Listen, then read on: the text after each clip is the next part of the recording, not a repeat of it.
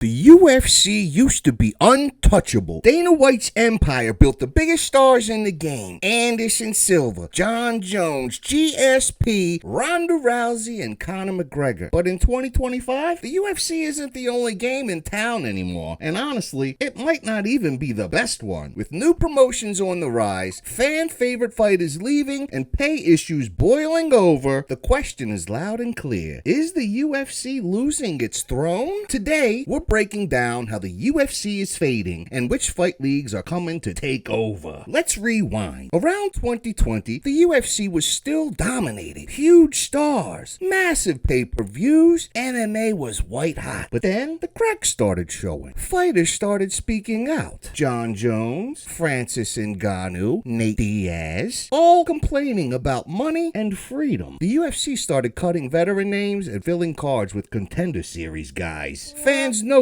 weaker cards, less star power, and more decisions than knockouts. Then came the roster shift. In 2025, only 30% of UFC fighters are United States born. The rest, largely fighters from Dagestan, Mexico, Brazil, and others. Tough, technical, exciting, yes, but the casual fan base in the US is starting to disconnect. You can only promote so many undefeated Dagestani grapplers before people start asking, where are the big names? Let's talk fighter pay, because this is one sore issue. The UFC made $1.14 billion in revenue last year, but fighters, they still get less than 20% of it. Compare that to the NBA, where players get around 50% of league revenue. In boxing, top stars like Tyson Fury or Canelo make 20 to 30 million per fight. Meanwhile, a UFC champion might be pulling 500,000 to 1 million per title defense. No wonder Francis Ngannou left. No wonder guys like Shane Burgos, Eddie Alvarez, and even ex-UFC champs are signing elsewhere. Fighters are realizing, I can make more fighting a year somewhere else and actually keep my health too. The only fighter to smash Alex Perez in kickboxing, for example, Martin Vakatov, was forced to turn down the UFC's offer because the number was too low. They have a kickboxing world champion available who could generate millions of dollars for the company, yet the UFC only wants to pay him $12,000 per fight and $12,000 to win. Artem said, F this, and is going to fight for the Glory Kickboxing World title instead.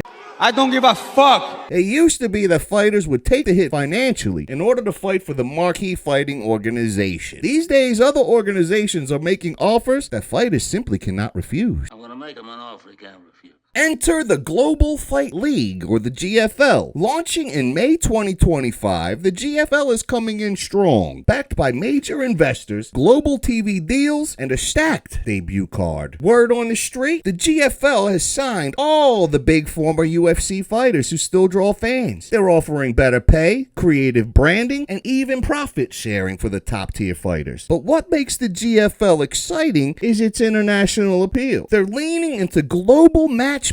Brazil versus UK, US versus Japan, Dagestan versus Ireland. Old school pride energy with modern production. GFL is what fans hope the PFL would be, but with more flash, pizzazz, and less tournament fatigue. And then you've got the Dirty Boxing Championship coming up. The first event, raw, violent, and viral. It looked like a gritty 90s underground fight with a modern twist. Clinch heavy action, nasty elbows, short range wars. Fighters loved it and fans ate it up. And more importantly, Dirty Boxing lets the fighters be themselves. No weird restrictions, just clean gloves and chaos. This promotion is building a cult following fast, and it's not just casuals. A lot of hardcore UFC fans are calling the DBC the real fighting game. Not to mention, Jon Jones has just made a major investment into Dirty Boxing and is one of the major shareholders now, even though they don't really have shares, but he's a major owner. And then, let's not forget the Bare Knuckle Fight Club. BKFC was the meme of combat sports a few years back, but now it's a full-blown movement. The promotion is racking up millions of views, making headlines every week, and giving aging MMA stars a second career. Guys like Mike Perry, Chad Mendez, and even former UFC champs are thriving in Bare Knuckle. Why? Because it's entertaining, fast-paced, and the fighters are getting paid. BKFC is unapologetically violent, and that's what a big chunk of the audience wants. Good Go on Reddit, Twitter, YouTube comments, and you'll see it everywhere. I haven't watched a UFC full card in months. GFL looks way more exciting than the last 3 pay-per-views. BKFC is actually fun to watch. The UFC feels soulless now. The hardcore fans are tired of the UFC's cookie-cutter model, and the casual fans, they don't even know who's fighting anymore. UFC's brand is still strong, but their product feels safe, predictable, and that's not what fight fans want. Every month, another notable fighter announces they're leaving the UFC or choosing not to sign at all. And it's not just older veterans. We're seeing young, undefeated talents choosing GFL or DBC over the UFC. Why? Better money, fewer restrictions, more attention, and creative control over their careers. In short, these new promotions are doing everything that the UFC will not. So is the UFC dying? No. But is it losing its grip on the fight world? Absolutely. If the UFC doesn't start paying its fighters better and giving fans better cards, it's only a matter of time before one of these new leagues takes the crown. The question isn't if the fighting game is changing, it's who's gonna lead the next era. What do you think? Is GFL about to shake up the game? Are you watching DBC or BKFC more than the UFC, or more frequently than before? Drop your thoughts below, smash the like button if you're tired of boring ass cards, and hit subscribe for more deep dives like this one. This is Upfront Tony from Upfront MMA. May Allah bless you. May Jesus save you. May Buddha give you all the information you've been looking for. May the Hindu guy keep you from turning blue like he did. And in the Lord's name we pray. Das Vidai.